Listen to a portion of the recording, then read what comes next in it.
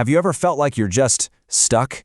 Spiritually, I mean, like you're running in place even though it feels like the whole universe is designed for constant motion and growth? Well, today we're going to dig into why that happens and how this big idea called the law of motion fits into the whole picture. Think about it. Pretty much everything in the universe, from galaxies to tiny atoms, is in constant motion, constantly developing, right?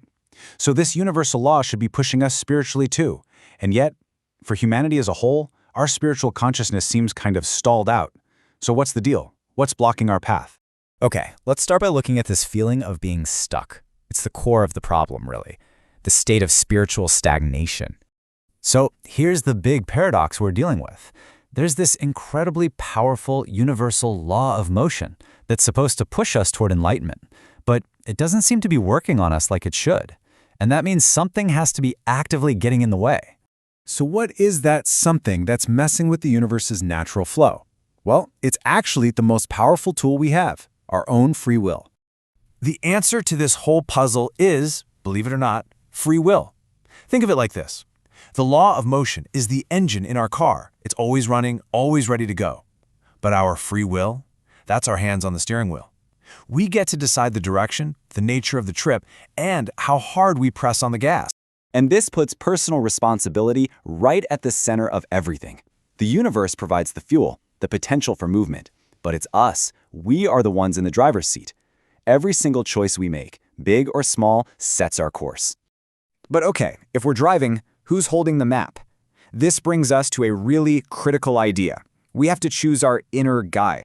You know, when our spirit, our deepest inner core, isn't quite strong enough to take the lead, other parts of us jump in to take over. And it turns out we have 3 potential guides inside us that can grab the wheel and direct our will. So let's break these 3 down. First up, you've got the intellect. It's super logical, but it's trapped by what it can physically see and measure. It can't see beyond the horizon, so it creates all these self-imposed boundaries. Then there are the emotions. They're powerful for sure, but they can easily drag us off into fantasy, superstition, and even delusion. And finally, there's the spirit.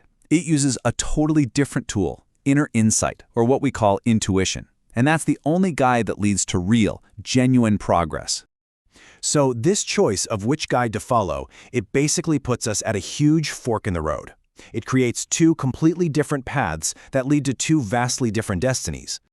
On one side, you have the path of limitation. This is the path you're on when you let your intellect and emotions do all the driving. And believe it or not, this path literally causes your perception of reality to shrink.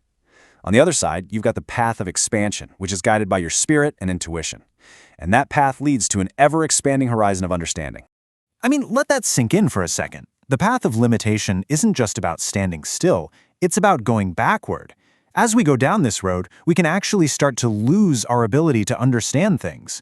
Ideas we once grasped can become confusing or foreign, all because our spiritual perception is literally shrinking. And this isn't just some abstract idea. It has a parallel in the actual cosmos. You know, a star that falls out of balance eventually collapses in on itself and becomes a black hole. In a very similar way, a spirit that stays misaligned with the creative laws of the universe will eventually just collapse. It's a pretty powerful warning about where that first path ultimately leads. But okay, let's talk about the good news. Thankfully, there is another way, the path of expansion. And we navigate this path with a special tool that every single one of us is born with, intuition. So what even is intuition? It's not just a hunch or a vague feeling. It's a really distinct inner insight. It feels like a sudden burst of inspiration that seems to come from somewhere completely separate from our normal, day-to-day thoughts and emotions. And it's so important to not mix this up with what we usually call a gut feeling. See, gut feelings are often tangled up with our emotions, our fears, our desires. They can be really ego-driven, what's in it for me? True intuition feels like it comes from a higher, more external source, and its focus is always on selfless service. What's good for everyone, for the whole? So, how can you spot it in your own life? Well, look for these 4 signs. First, it just hits you, out of nowhere.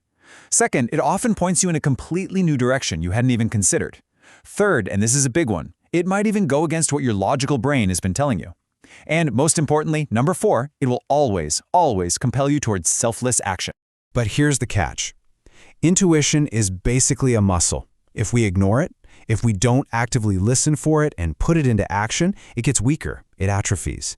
And when that happens, the much louder voices of our intellect and our emotions just take over by default, and they start setting our course for us. Okay, so let's say we commit to this path. We start listening to our intuition and choosing the path of expansion. Where does it all lead? What's the destination? Well, the ultimate goal is a state of what you could call radiant joy. And what's so beautiful about this is that it's not about forcing everyone down one single narrow, rigid road. Not at all. It's about many different people on many different paths, all making the choice to move in the same positive, upward direction. And you can tell which paths are the right ones because they all share certain qualities. They're all driven by selfless service. They're all informed by intuition. And because of that, they naturally lead to cooperation and learning from each other, not competition. Kind of like how different fields of science will share discoveries to help each other advance. That's the model for spiritual progress. The author, Abdrushan, gives us a really powerful way to check our own goals. He says, a spiritual goal is always something which contains furthering values, eternal values, nothing that is transitory. It's about asking, am I creating something that will last, something of real value, or am I just chasing a temporary desire? And that is the ultimate takeaway here. The final destination of this whole journey isn't some kind of passive bliss or sweet idleness. No, it's the deep, radiant joy that can only come from meaningful, selfless, constructive activity. So this leaves us with one final, very personal question. Looking at your own life and the incredible power of your own free will, you have to ask yourself, what eternal values are you creating with your actions, right here, right now?